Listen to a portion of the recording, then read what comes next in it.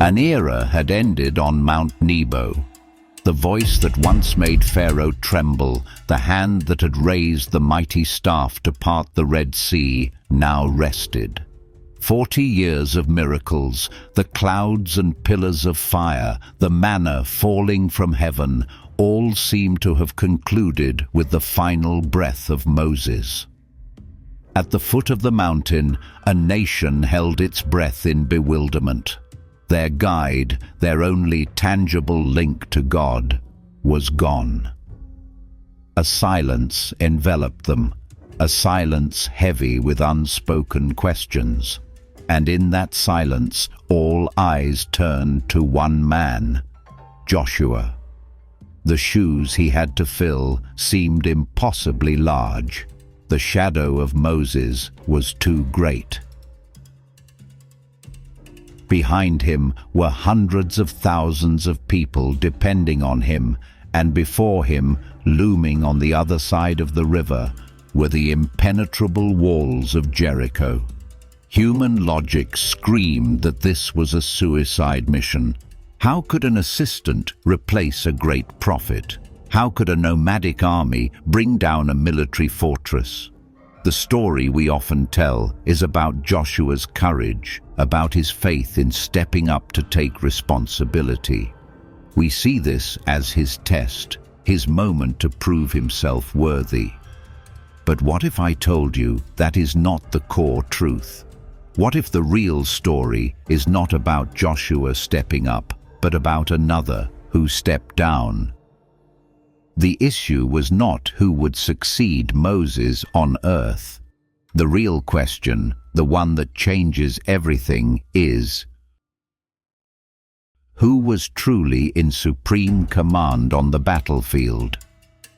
Because shortly after Moses died, before the first stone was thrown at Jericho, a secret meeting took place, an encounter not recorded in the heroic epics of victory, a direct confrontation between Joshua and a mysterious general with a drawn sword in his hand. That general was no mortal man, and he did not come to help Joshua. He came to take over. His identity is the key to deciphering the entire conquest of the Promised Land.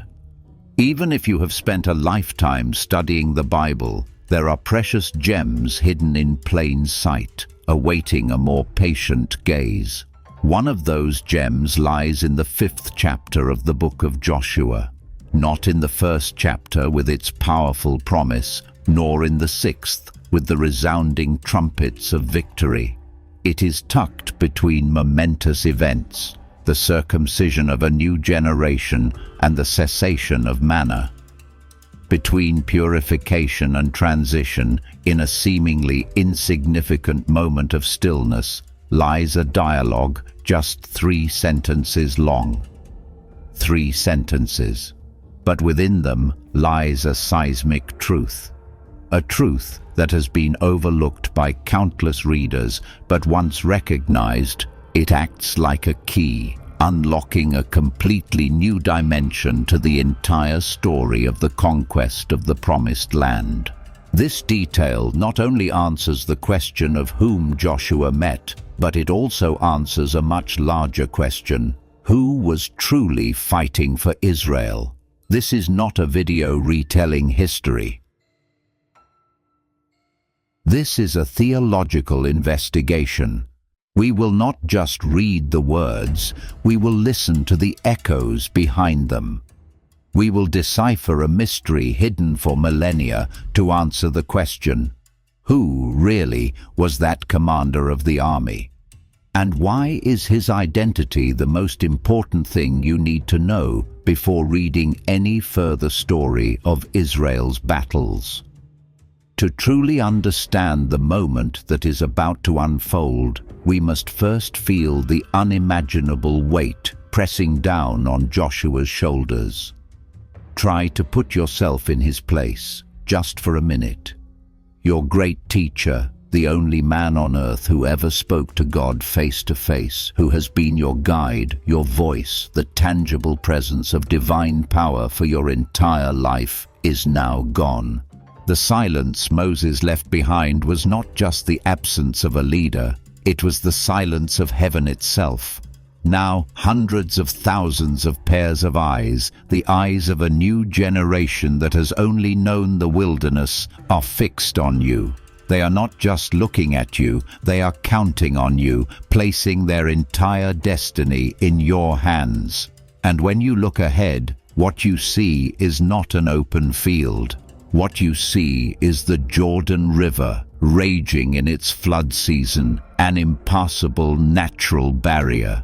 And if by some miracle you could cross, on the other side is Jericho, not just a city, but an impenetrable fortress, a symbol of military might against which your nomadic army has no chance.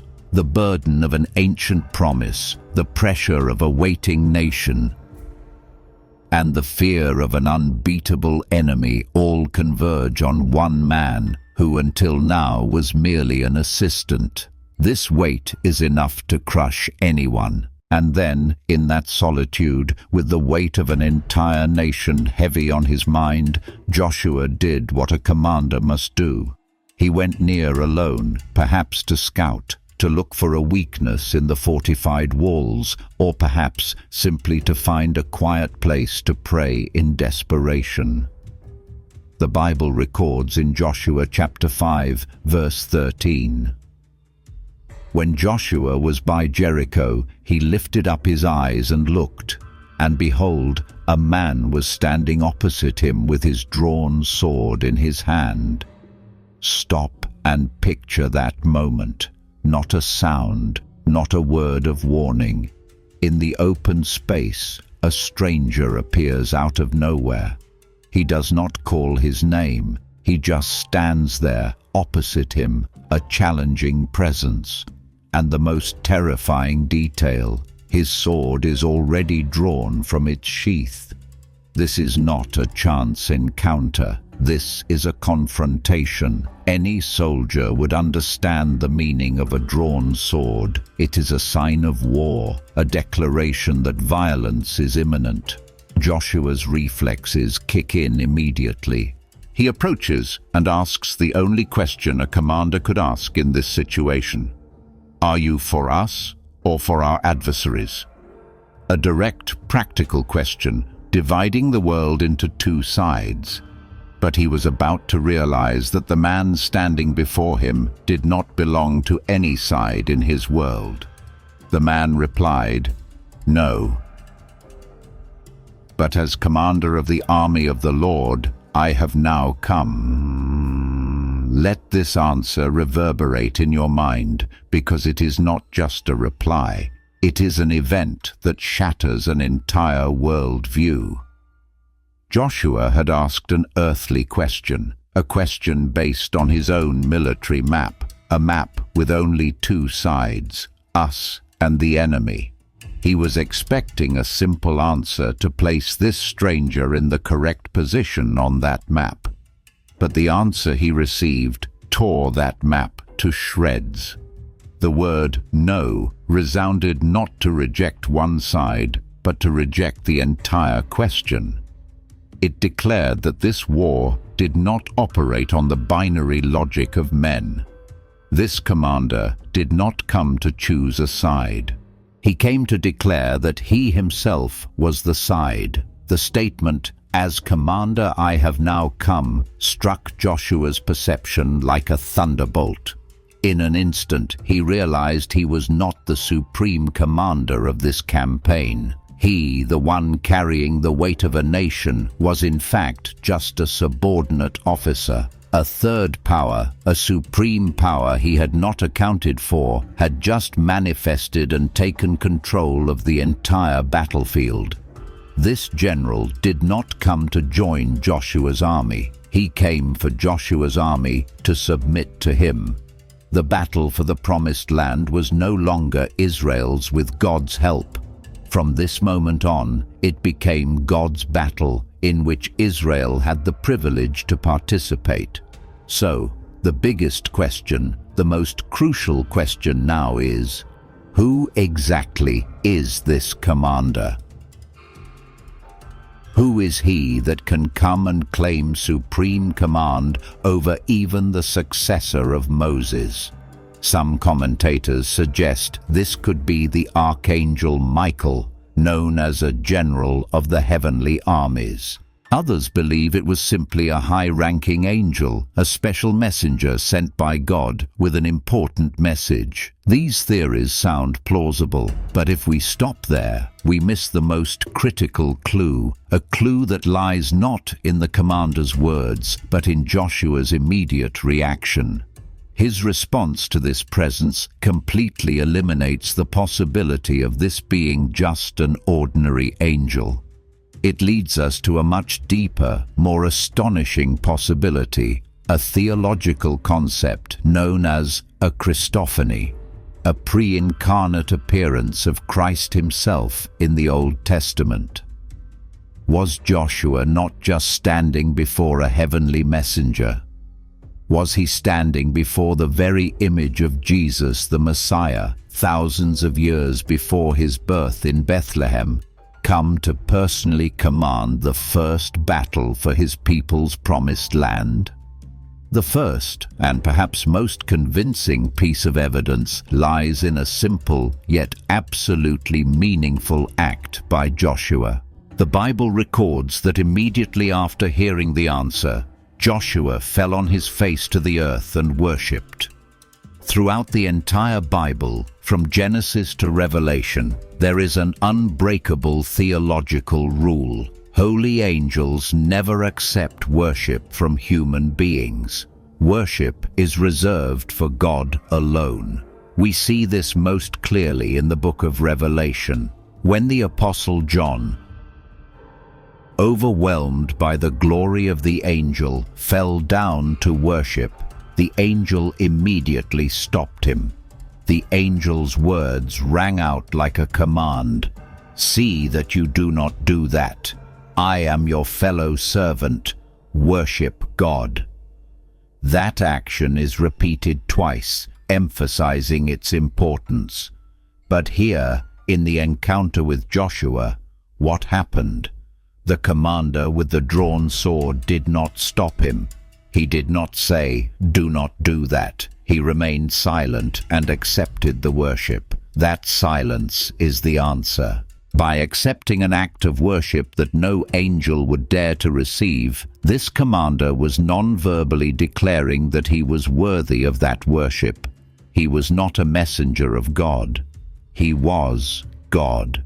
If the first piece of evidence is not convincing enough, the commander's next command will dispel all doubt.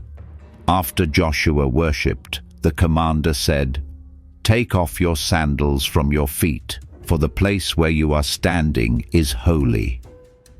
Do these words sound familiar? They are not just familiar, they are a direct echo, an almost verbatim repetition from one of the most sacred moments in Israel's history. These were the exact words that the Lord spoke to Moses from the burning bush in Exodus chapter 3. This is not a coincidence. In Jewish thought, land itself does not possess holiness. A normal piece of ground only becomes holy ground when the direct, glorious presence of God Himself is there. An angel, no matter how powerful, cannot infuse His holiness into the land. Only the Creator, the source of all holiness, can do that. By giving this command, the commander was not just quoting God's words. He was declaring that he possessed the same authority, the same holiness, and that he himself was the presence that had turned the ground beneath Moses' feet into holy ground. He and the Lord at the burning bush are one and the same. Finally, to cement the entire argument, we need to recognize that Joshua's encounter was not an isolated or strange event. It fits perfectly into a recurring pattern throughout the pages of the Old Testament. the appearance of a mysterious figure called the Angel of the Lord. This figure is both a messenger and God himself. Recall Genesis chapter 18 when Abraham hosted 3 visitors. One of them is directly called the Lord, and he makes promises and judgments that only God has the power to carry out. Think of Genesis chapter 32, where Jacob wrestled with a man all night, after which he said, "I have seen God face to face, and yet my life has been spared." Or in the book of Judges, the angel of the Lord appeared to Gideon, accepted his offering on a rock, and Gideon himself was terrified, thinking he had seen God. In all these appearances, there is a deliberate ambiguity, a blending of the one who is sent and the one who sent him. Theologians throughout the centuries have recognized these as instances where God the Son, Jesus, appeared in a visible form before his incarnation. He came to commune with, to lead, and to fight for his people. Joshua's encounter, with its acceptance of worship and declaration of holy ground, fits perfectly into this divine pattern. The commander with the drawn sword was none other than a continuation of the pattern of the Old Testament Christophany, come to inaugurate the next chapter in his redemptive plan. When we accept this stunning truth that Joshua was standing before Christ himself, the commander of heaven's armies, the subsequent plan to capture Jericho suddenly takes on an entirely new meaning. That plan, from a military standpoint, was absurd to the point of madness. No siege engines, no ladders, no encirclement tactics. Instead, a strange command. The priests were to carry the Ark of the Covenant, and the entire army was to circle the city once a day for 6 days.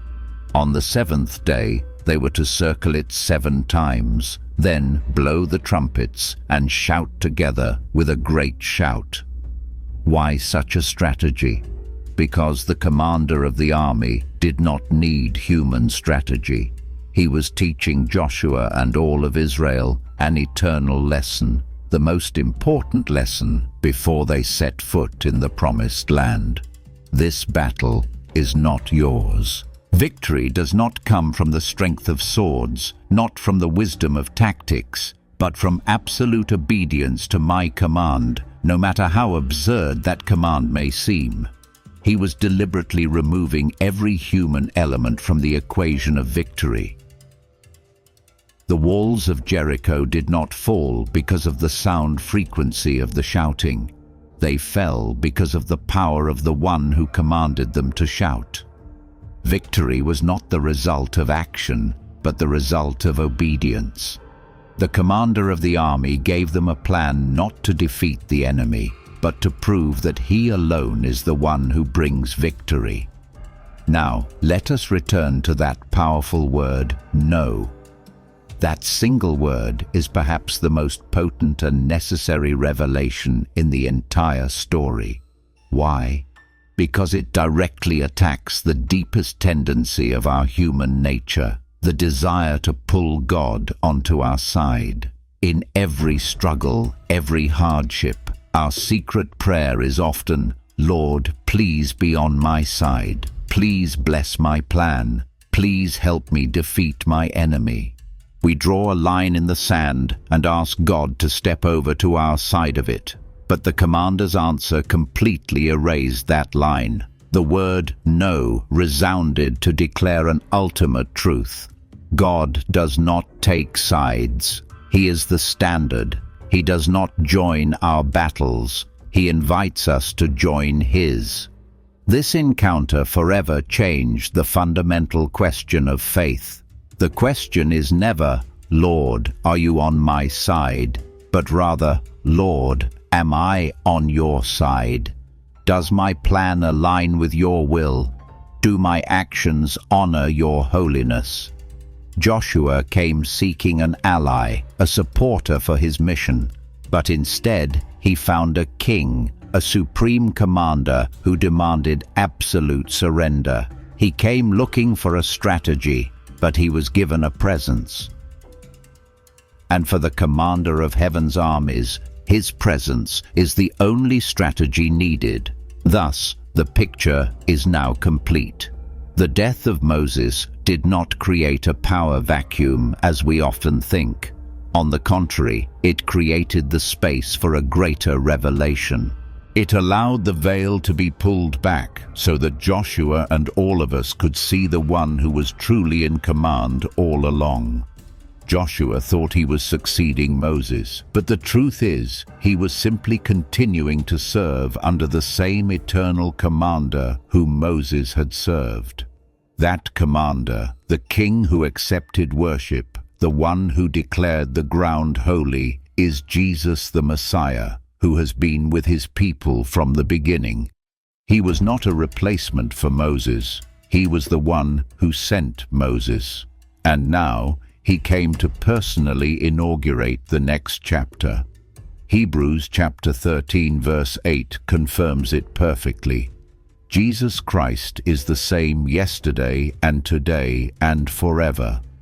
The commander who met Joshua outside Jericho is the same Savior who walked on the Sea of Galilee and is the King who sits on the throne forever and ever.